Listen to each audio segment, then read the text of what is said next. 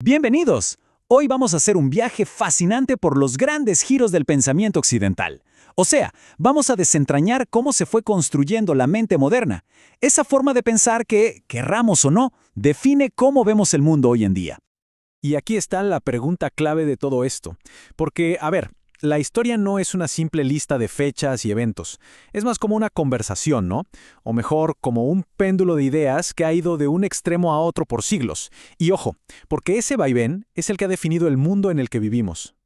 Bueno, pues arranquemos este viaje. Nuestra primera parada, el Renacimiento.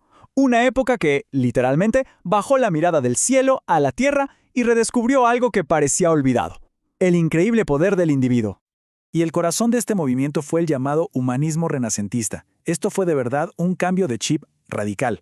Después de siglos de pensar casi exclusivamente en lo divino, de repente el foco se pone en el potencial humano. La idea central era que, a través del conocimiento, de las artes, cada persona podía y debía ser arquitecta de su propio destino. Y esta cita de Juan de Maldonado lo resume perfecto. Para los humanistas, esto de las letras, o sea, las humanidades, no era un lujo ni un adorno, para nada. Era la prueba misma de ser humano, la herramienta fundamental para entender el mundo y, más importante aún, nuestro propio lugar en él. Pero, mientras todas estas ideas sobre el individuo estaban en pleno auge, la realidad política iba por otro lado. El poder se estaba consolidando en algo que los historiadores llaman monarquías compuestas. ¿Qué significa esto? Pues que un solo rey gobernaba un montón de territorios distintos, como un rompecabezas, y cada pieza, cada territorio, tenía sus propias leyes y su propia identidad. Así que esta fue la era del poder centralizándose cada vez más. Los reyes no se andaban con rodeos, usaron ejércitos más potentes, una burocracia que crecía y ceremonias súper elaboradas para dejar bien claro quién mandaba.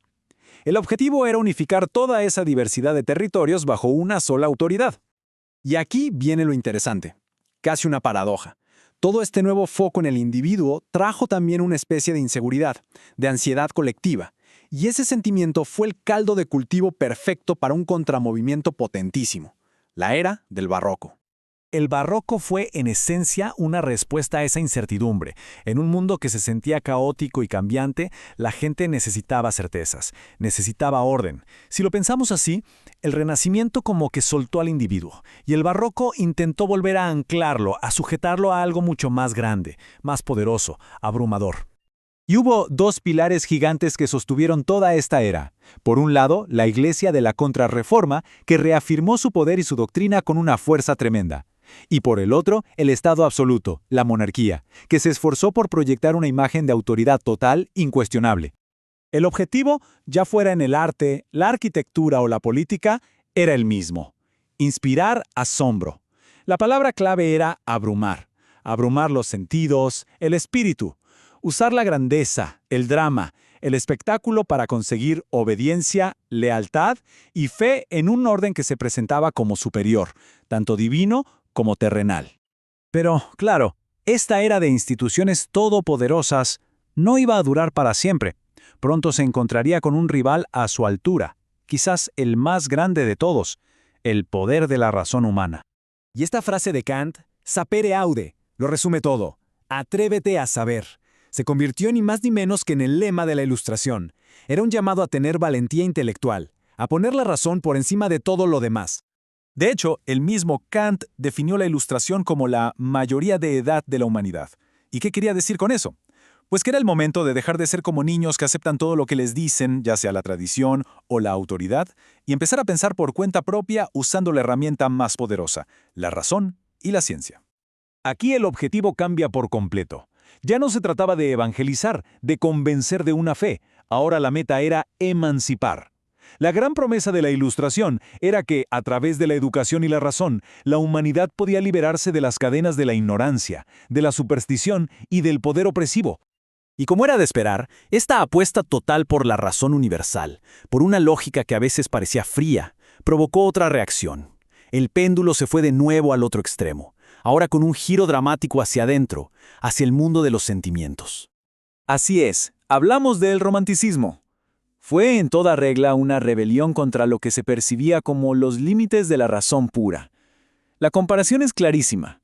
Si la Ilustración fue el gran imperio de la mente y la ciencia, el Romanticismo fue la rebelión del corazón, de la intuición y de la experiencia personal. Para los románticos la razón no era suficiente, se quedaba corta. Argumentaban que para entender el mundo de verdad, para captar su esencia, había que abrazar el sentimiento, la experiencia subjetiva, lo irracional, el misterio. La verdad, decían, no solo estaba en un laboratorio o en una fórmula matemática, también estaba en la pasión, en la emoción, en lo infinito de la naturaleza. Básicamente, el romanticismo fue la gran declaración de que las pasiones del corazón eran una fuente de verdad tan legítima como la lógica de la mente. El foco se movió de las leyes universales al universo único e indomable de la experiencia de cada persona. Cada individuo era un mundo. Ok, hemos recorrido varios siglos en muy poco tiempo. Entonces, después de todo este vaivén de ideas, ¿qué nos queda? ¿Cuál es la conclusión de este diálogo? Si lo vemos en esta línea de tiempo, el patrón es súper claro. Del Renacimiento y su foco en el individuo, pasamos al Barroco y el poder de la institución. De ahí a la Ilustración con la primacía de la razón, para luego saltar al Romanticismo y la vuelta a la emoción. Es un péndulo constante, ¿no? Cada era es una respuesta, una reacción a la anterior. Y esa tensión, ese diálogo entre extremos, es quizás el legado más importante de todo esto. No es solo un tema para los libros de historia, es un debate fundamental que sigue vivito y coleando, y que todavía le da forma a nuestra política, nuestra cultura y hasta cómo entendemos nuestras propias vidas. Y todo esto nos deja con una pregunta final, y es para pensarla, ¿eh? En el mundo de hoy, ¿qué fuerza es la que guía las cosas? ¿La razón o la emoción? ¿Acaso una de las dos ya ganó la batalla? ¿O será que ese viejo péndulo simplemente sigue y sigue oscilando? Ahí se las dejo. Gracias por acompañarnos.